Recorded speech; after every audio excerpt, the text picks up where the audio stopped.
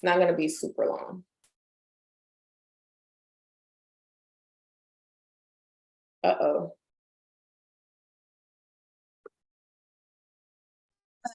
They can be really.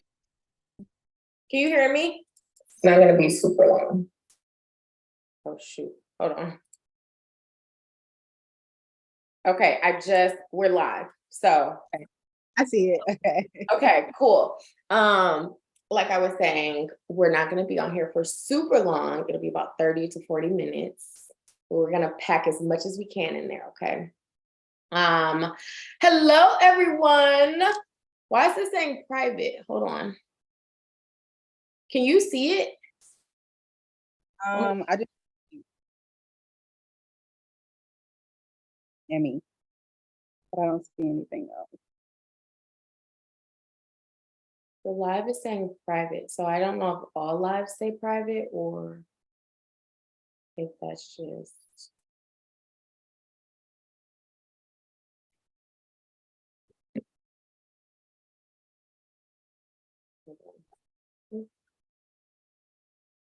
Okay, it's going. Hello, everyone. I hope you guys are doing so well. I'm super excited for today because we are going to talk all about showing up authentically online. And this is a part of the Creator College, but we like to sometimes do lives on the YouTube channel to just give people the information, like to just share the information, especially when we have someone very special, just like someone who we really love. And I know a lot of people in Creator College love your content. So I'm super excited to have you on live on my channel. And you guys, this live will be available to watch the replay whenever you want to watch the replay. I know it's going to be full of so much great information. We're going to talk all about how to be authentic with your content, how to pivot when you feel like things aren't as authentic as you want them to feel. And I just am so thrilled to have this conversation. So welcome to the channel, girl. If you could just give us a quick introduction, and then we can jump into some questions. And then at the end, we'll do a Q&A. Hey, well, my name is Naz. Hey, y'all. I am a full-time content creator.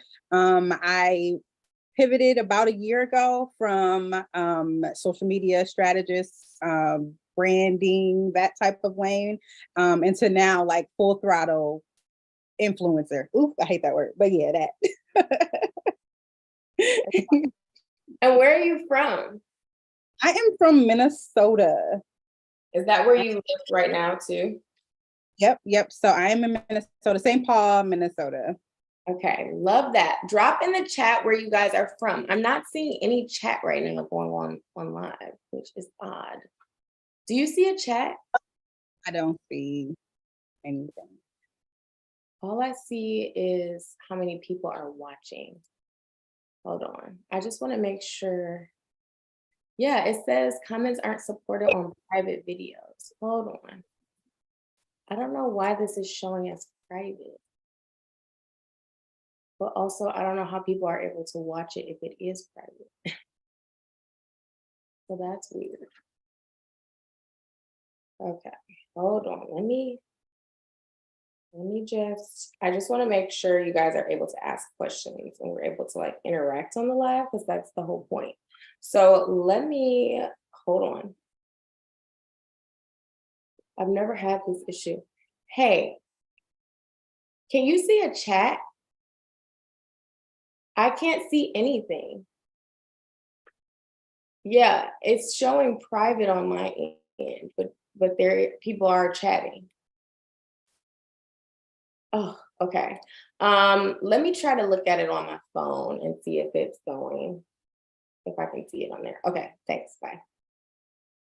Okay, so the chat is working, but I just can't see it. So let's see if I can see it on my channel. I go to your actual channel, I can see it. Okay, I can see it now. Okay, yay! All right, cool. Okay, so are you ready, girl? First question, because I know you be doing your content and cocktails. What is your favorite cocktail ever? Like, what's your go-to order? Ooh, Well, it depends on the time of day. But during the day, like the daytime, it's always going to be a French 75. And I recently found out that French 75s are originally made with brandy. So I've been getting like all my friends like trying it with brandy and not gin, and they're like, oh my gosh, it's amazing. But I am I like a whiskey. So at nights, I'll switch it up and do a whiskey, old fashioned or something like that. I just like crafting cocktails, so I'm not really biased on like the type of liquor, like brown, dark, or light or dark. So yeah, I just like having fun with drinks. I love a French 75. I've never had it with brandy. I've only had it with gin, but I am a gin girl. Like I love gin drinks because I feel like you don't need a lot to really like get a Yeah. good vibe going. So, and my husband like loves to make cocktails. So I love watching your cocktail videos because I be getting some little ideas for him, not for myself, for him to make. Okay, so let's dive in. So you originally were doing a lot more content about creating content and marketing and like social media. So can you tell us about what made you start in that direction and then why you ended up pivoting to where the type of content you create now? So I'll take it back a little further. I actually was a professional makeup artist first before anything. When I like introduced myself to online, like Instagram, anywhere online, I was known as Makeup by Naz. So I was doing makeup. I worked for Mac. I literally was doing like celebrities or reality stars and stuff like that. And I'm the type of person that if I get bored, then I will pivot. I am not scared to do it. I am not afraid. I'm not like thinking about what other people are going to think. I'm not worried about other people. I'm just going to do it. I'm very impulsive in that way. I don't know if it's a Virgo thing, but I'm very impulsive. So when I was doing makeup, that's when I kind of like started my YouTube channel, and people were asking me like, who's doing your pictures, who's doing your videos and stuff like that. So I was like, I am actually. And people started asking me to like take their pictures and do stuff like that. So then I kind of slowly transitioned from just doing makeup to doing makeup and photography, and then makeup and videography. So I kind of infused the two together. And then I also always like giving my opinion, my unsolicited advice when it comes to business in general. So with people like learning that about me, I started helping other people with their businesses, and then that kind of infused into another business that I created. And then actually out of all the businesses that I've had, it was just something about helping other people where they felt stuck, like seeing them get that clarity.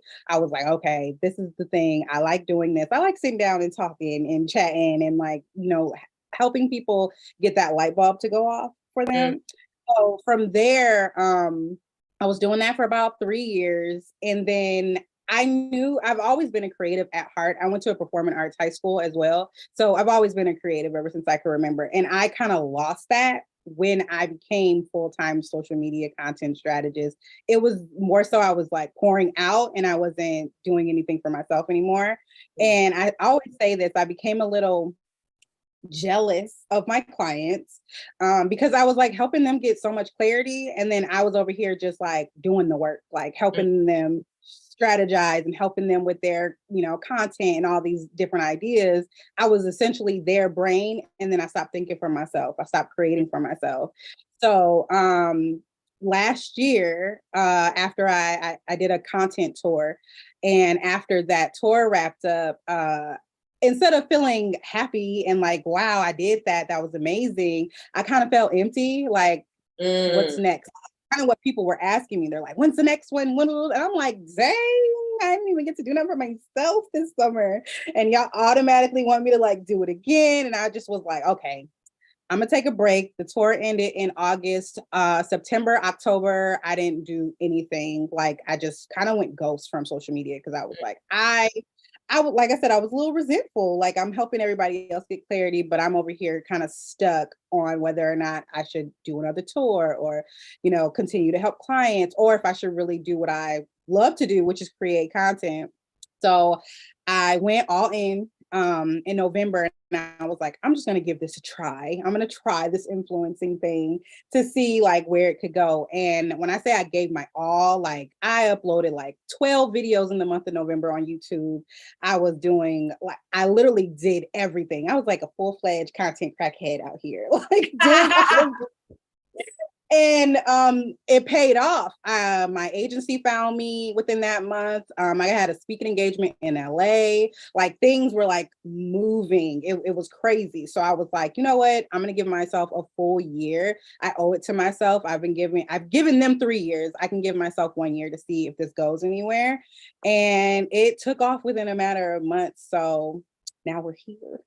Yes. Oh my gosh. I love that. So, what does showing up authentically mean to you?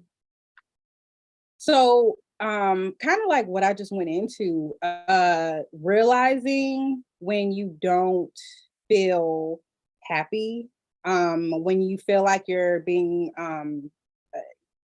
just showing up for your audience. I mean, that is the goal. Like we do want to show up for our audience. That's how we get the engagement. That's how we get the partnerships. That's how we connect.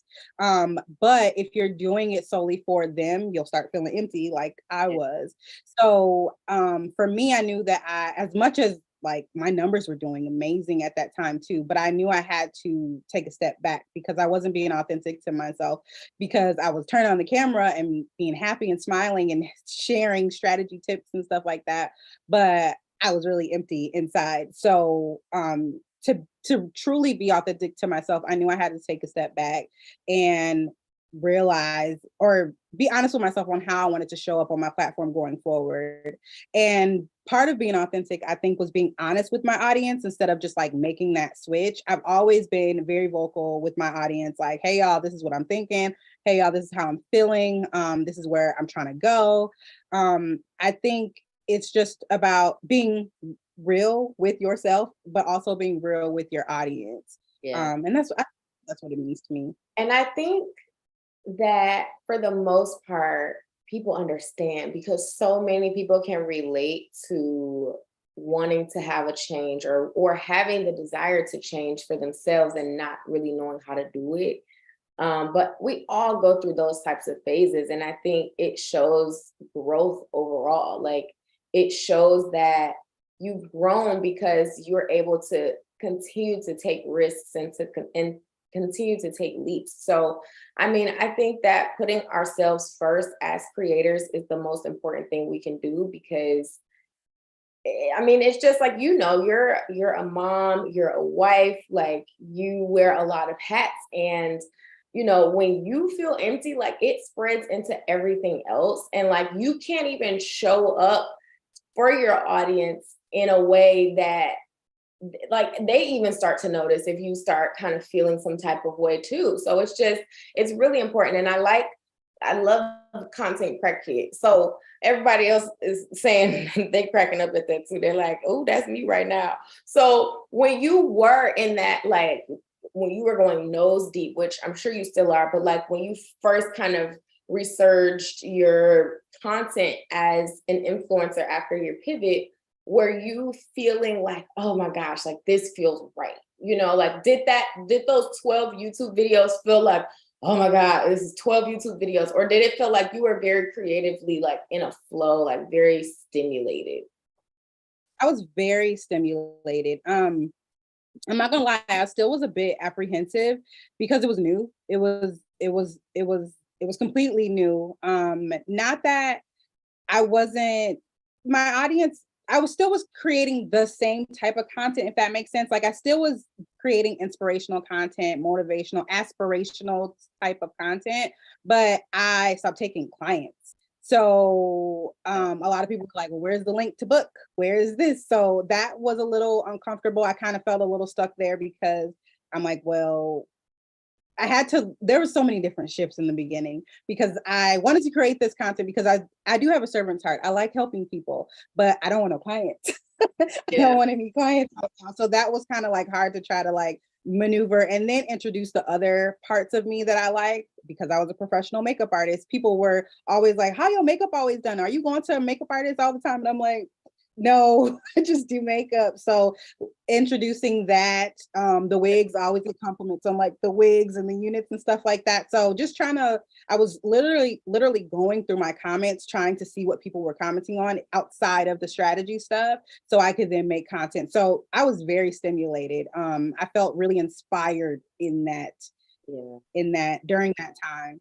And that's really good too. I love that you said that because I've been talking a lot about layering your content. And a lot of people think that when I say that, I mean that you have to like have all these different pillars and talk about all these different things. Like, but it's not that. It's like if you can infuse things, even if it's indirect communication with what you're wearing, how you look, how you show up, what your background looks like, what your, who's popping in your videos, if they can hear a baby crying in the background, like those texturize your content and they add different layers and dimension to it. And then at some point it does make it a little easier to transition because you show up with a snatched face all the time, with your hair laid all the time. Like it didn't come out of nowhere, like people aren't surprised. And I think that that's so good that you were able to like have the data and like go through that and actually use that to like there was interest there. So you weren't completely taking a risk blindly. You still had some evidence that people were interested in that. So that's really good. I'm so happy for you. And like, I love your content. I love everything that you're doing. And I think you just need to keep it up, girl.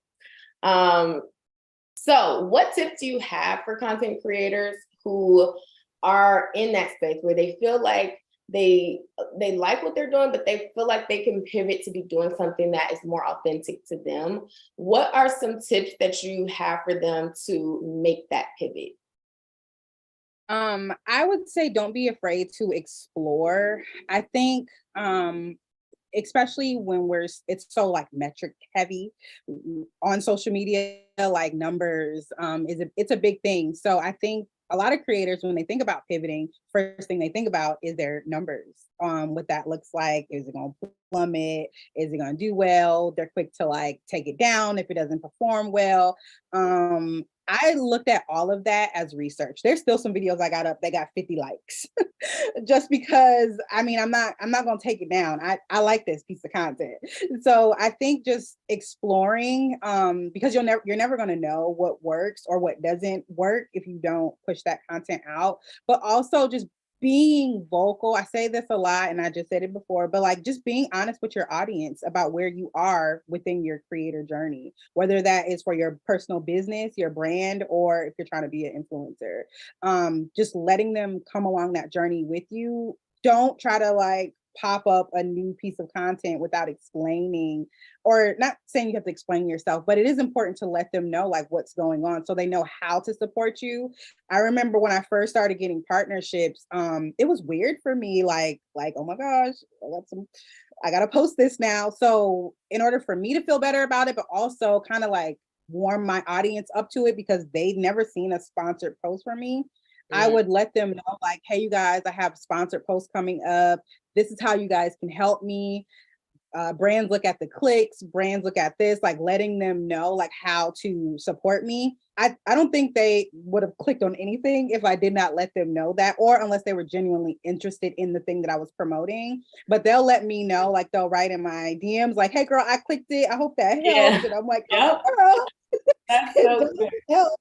So they feel like they're a part, like you said, like they feel like they're a part of the journey. So just being honest with your audience, and not being afraid to try something new, especially if you've been like praying about it, if you've been sitting on it for a while. I think that's like all the reassurance you need to just go ahead and do it and try it out. Because if it doesn't work, then oh well, just go back to your old content. But you'll never know. You'll never Yeah. know. You sure won't. Put a 1 in the chat if those tips were helpful.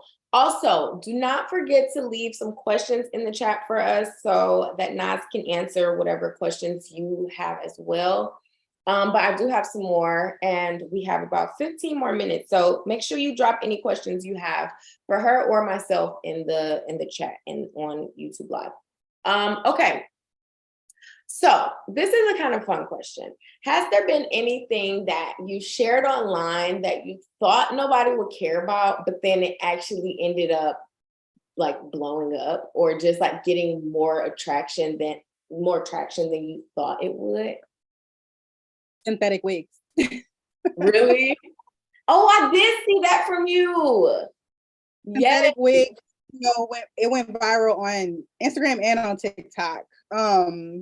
And I was just playing around, child. I was just literally again trying to see what works because I'm used to a human hair wig, but Now I if that seen a ain't girl. proof, then like that should have been for real proof for you. Like, okay, this So is then after that, literally, I went back to Amazon. I was like, cart, let me get some more wigs, and they all do well.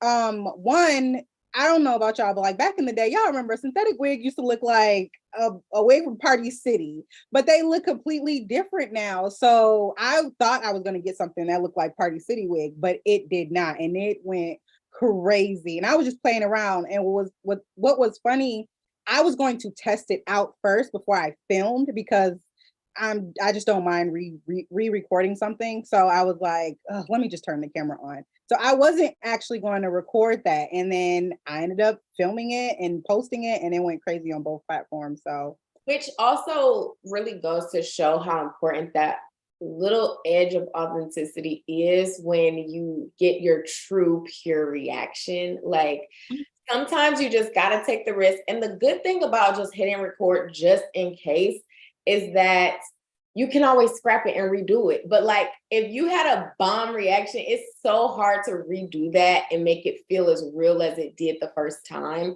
So I always say, like, you guys, if you are trying something new, even if it's an epic fail, like still hit record for that first take so you can have that like really genuine, authentic reaction. And it really tells for a better story. So that's really cool, girl. That was concrete confirmation. Okay. Okay. So I will also say, even if you have a video where, I don't know if y'all are perfectionists like me, but sometimes like if my nail is like messed up, I will scrap the video. But what I've learned, I don't do that anymore, but I used to. But there was a video where I didn't have like my wig on. So it was like pulled back a little bit, but I really liked the video. So I was like, I'm going to make a joke out of it. So I did a voiceover and I was like, not too much on my wig, y'all. Pay attention to the clothes. And like, everybody started laughing. It was on TikTok. But yeah, I was going to scrap that. And that also did really good too. So, like you can laugh at yourself. It's just social media. So yes, don't be and afraid. yeah, I agree. And I think that like if you approach content as more of storytelling to like a friend even, then you are going to create the content that actually has more depth and like it feels better and like it's just more relatable and it has just more layers. So I think that that's great advice to just throw it up there because you never know what's going to happen. And I think the more the more content you see, the more you feel like your content needs to look like what you see. And so that just waters down the authenticity. And it's honestly, even though it's more content in the world, I feel like at this point, it's easier to stand out because everybody is doing the same thing. Everyone's using the same music. Everyone's wearing the same clothes. Like everyone's being influenced to buy the same things, to talk the same way, to do the same things, like try the same foods. It's like if you can figure out how to crack the mode and just, which is all about just being yourself and doing what you like, then you're going to stand out so much easier than so many other people. So I know you said that you've gotten brand deals and things have started to pick up and like things are just moving in the right direction for you. Can you just explain a little bit more of like why you think that has happened? I mean, I'm sure it's because you feel like you're creating content that's in the right lane for you, but what do you attribute that many opportunities opening up to you so quickly to?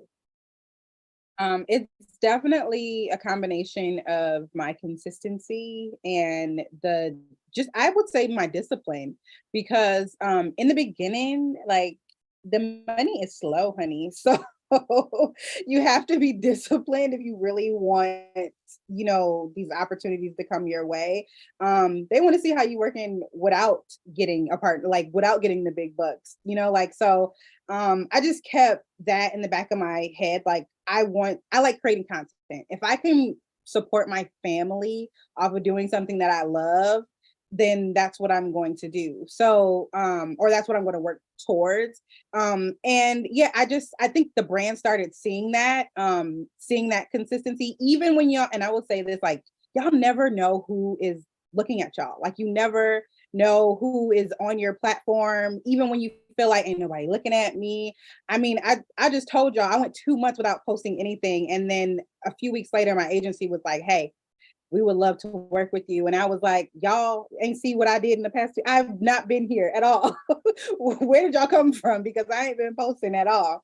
So you really don't know who's watching. So just, yeah, like you just really don't know who's watching. So just keep showing up. That's kind of what kept me going. And besides I don't feel like I'm working when I'm creating content.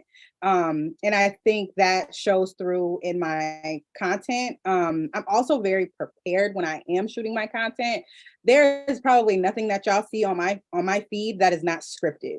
I script all of my content. So there's not a point where I'm like, there's dead space, or I don't know where my energy is low, or I know what I'm doing. So I think that it always looks like I'm on. That also, is good. A good look for the brands to see, like, okay, her energy's high. Things are looking good over here. Yeah, I don't know. I think just playing with different styles of content. Sometimes you'll see me do a voiceover. I know brands really like direct to camera. So sometimes I need to look at y'all and talk directly to y'all.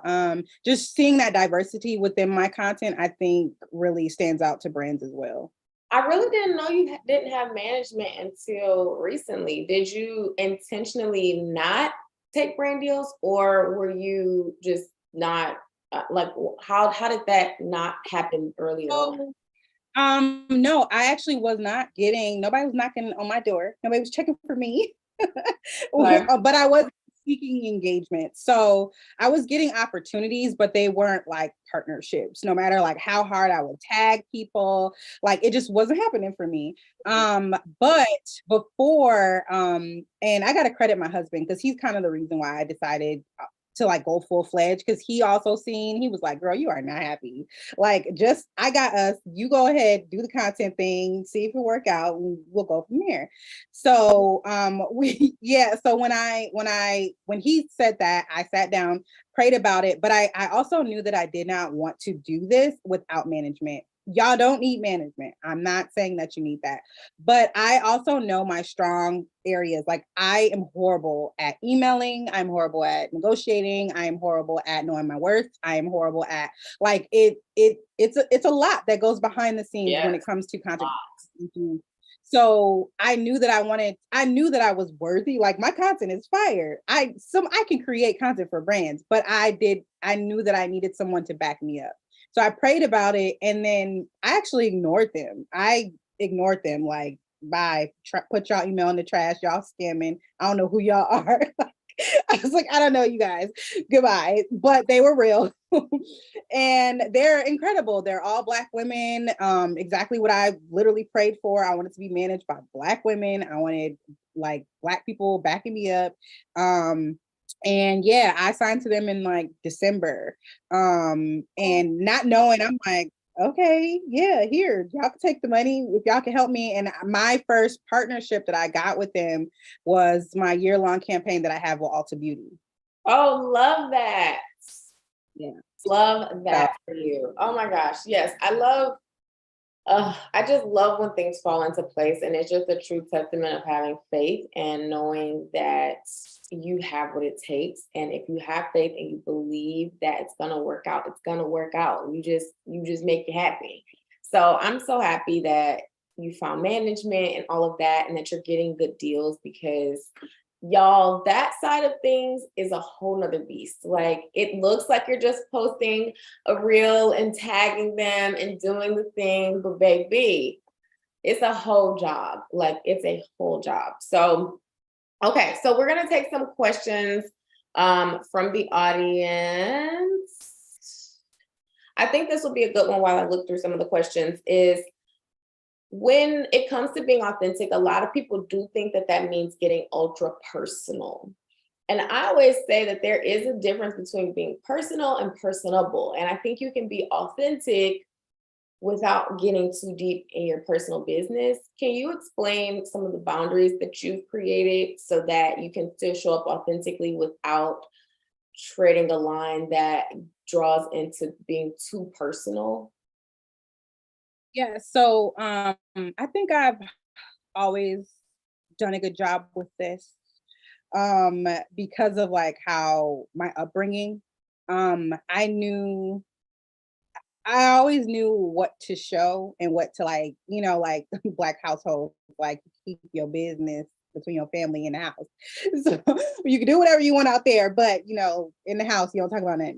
So I kind of use that as my outline for social media because it's true. I know like around like Mother's Day and like my kids' birthdays, I always get somebody. They're like, "You a mom? You got kids? How old?" And I'm not keeping them a secret, but I just respect their boundaries. They didn't ask to be on social media. They can care less about social media. Well, now they're getting to that age where they're kind of like experimenting. But my daughter, at a very young age, even though she's 12 now, but at a very young age, she told me that she didn't want to be on camera. Like she didn't want to be on Instagram. Um, Actually, a few years ago, she said, "Isn't it weird that you post videos for strangers to judge you?" And How mature, but like, yeah, dang. coming from my life. But yeah, like so just to give you an idea of my kids, like so that boundary is really easy to set apart. My husband, he's an Aries, he's very quiet, he's the complete opposite. He's in the background.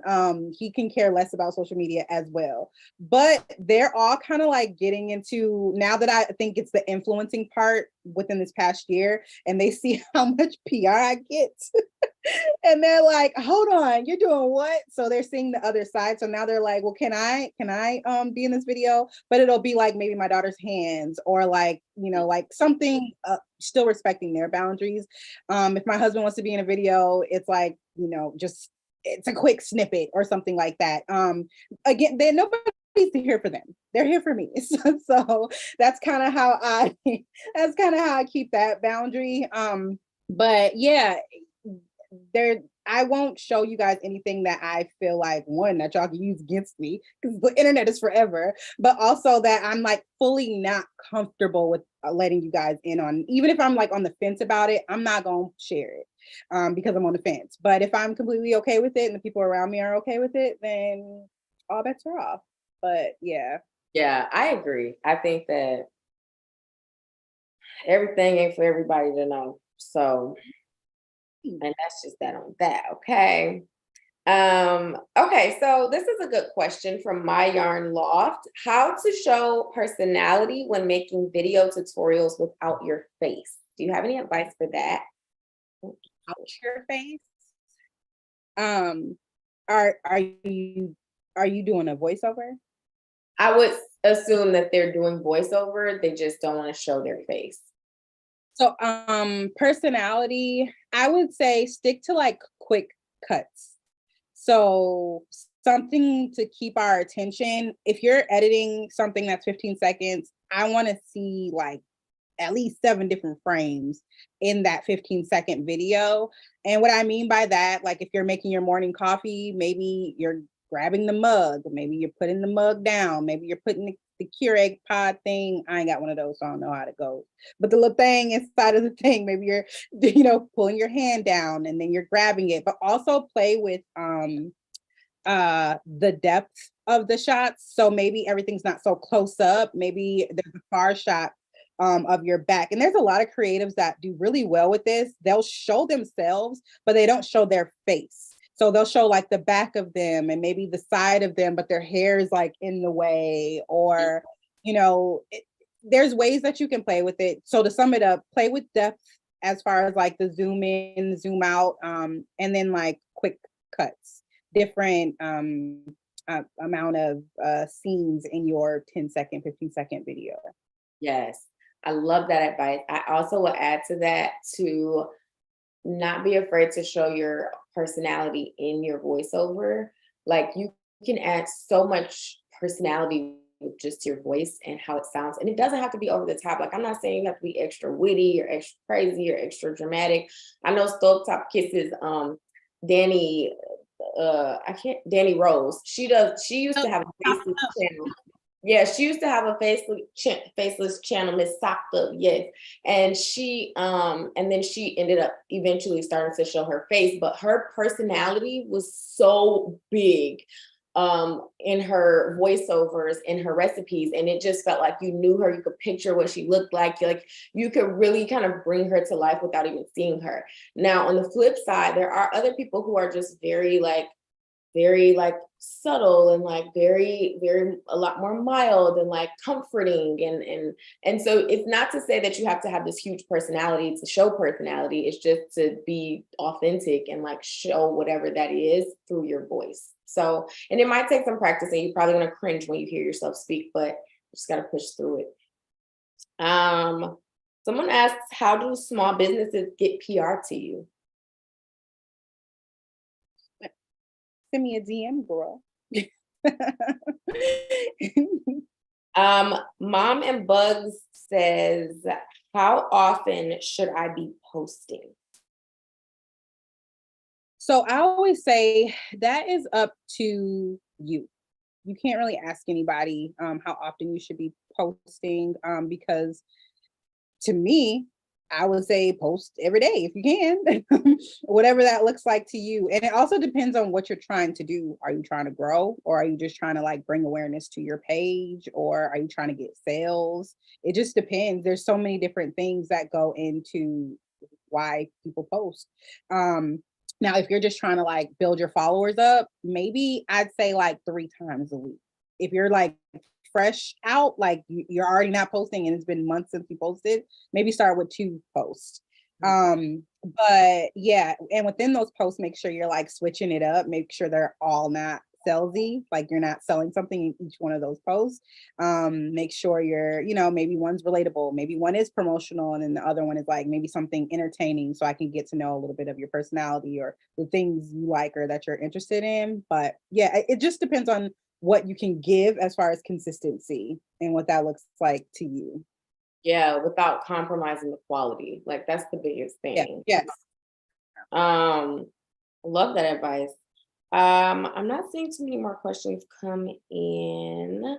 Oh, Wind Down with Lee says, I've heard that you should market yourself other than social media. What are other places to market yourself? Now you have a studio space. We didn't talk about that. I have a content studio. Okay. So first of all, that is amazing. So can you just give us like a quick snippet of like what it is? What is a content studio? So I got it during the pandemic. We got it in 2020. We bought our house in 2020. We did so much during the pandemic. Child, don't be like us. But we got it in 2020 and it sat for 2 years because I was doing my content strategy, marketing and branding at that time. So I'm thinking this is going to be my headquarters. I'm gonna have clients here. It's going to be amazing. That was not the case because wasn't nobody coming outside. So instead I found myself going there to like do my content. And then I think I started traveling again for clients, and I would travel to Atlanta. Was like one of the busiest places that I would go to. And when I was there, these people were renting out spaces, and I was like, oh my gosh, like people do this. This is amazing. And I'm like, wait, I have a whole space back home and no one was really doing it here. I think we probably had like maybe 7. Like it wasn't a lot at all. And I decided to completely gut it and just create a lifestyle content studio here, which is doing actually really, really well. People can do their podcast there, shoot content. They have meetings there. We have get together. Someone had a bachelorette party there. So they can use it for whatever, which is really fun. It kind of like it pays for itself. It's just there and people can use it. And I use Peerspace to market that. I barely talk about it. I'm a horrible business owner. I need to talk about it more, but I barely talk about it. Peerspace kind of like just does Peerspace, and the renters kind of do the work because I've been a top rental since I started it. So Peerspace, they send out emails and I'm like always at the top or always in the email for my city for top rental locations or whatever like that. So they kind of do all the marketing for me. Yeah. But yeah, it's really nice. And that kind of like allows me to be creative and have another space to like create too. So And I think that that's a good, like, it's hard to tell someone who you don't really know what their business is how to market outside of social media because, like, there are a ton of different ways to market. I mean, you can go try to get on like local news stations. You can have merch. You can have like you can try to get a billboard. Like you can do a ton of like traditional marketing. And I have some videos on my channel that kind of help answer this question. And I've been doing more case studies. I just did one on like the whole Barbie marketing thing, which everyone was talking about. But I did break down a lot of other ways to market and use that as kind of a springboard. So I would definitely check out that video. But there are lots of ways that you can market. The biggest thing though that you can do is like show up and like really deliver a good product. And I think that's what I got from what you just said about your studio spaces. You don't really talk about it that much because everyone who rents it is talking about it for you. They're leaving reviews, they're referring people word of mouth. And when you can deliver on a promise that you've made, then people are gonna come back and they're gonna be loyal. So I think it's just about figuring out where your audience is and then creating more touch points to reach them more frequently. So this was amazing. Thank you so much for joining this live and just sharing your story and just being who you are and being authentic. And I'm hoping and praying that all of your wildest dreams continue to come true. And I just love watching everything you're doing. So keep inspiring us, girl. Let us know where we can find you. In 1 second, I'm just gonna let the people know, you guys, if you want to join the Creator College, we do have lots of lives like this. Typically once a month / every other month-ish, we try to get in a guest speaker. And most of the time they are closed off to the community without being broadcast onto YouTube. And a lot of the questions you guys are asking, we have tons of videos already in the Creator College breaking down marketing, breaking down social media, how many times to post a week, how what platform you may want to start on. Just we go through lots of different phases of becoming a creator who is confident in what you are creating. And it's just such a great platform full of amazing creators and entrepreneurs. So if you're interested in the Creator College, Sarah will put a link in the chat, and we'll also during the replay have the link and everything in the description. Now, Naz, how can everyone find you? How can we support you? Tell us the things. So my platform, I mean, my name across all my platforms is the same, ITSNAZSARE. That's me. That's how you can find me.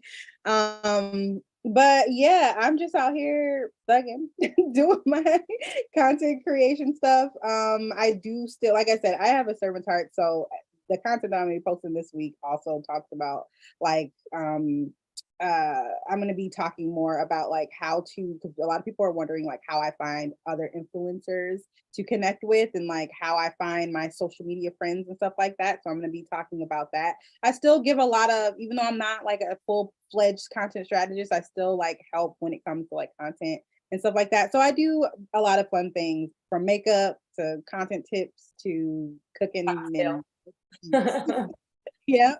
Love that.